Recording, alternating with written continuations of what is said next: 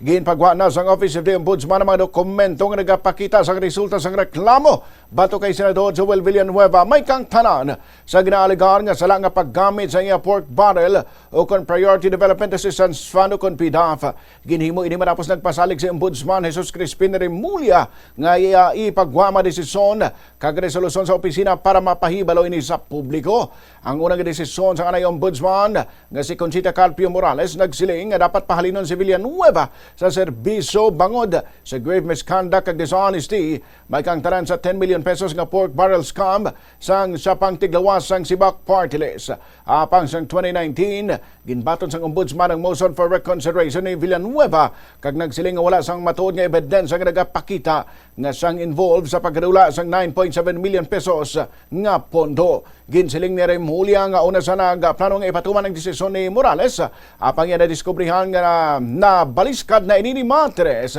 sang 2019 kag gintawag niya ini nga isa ka secret decision.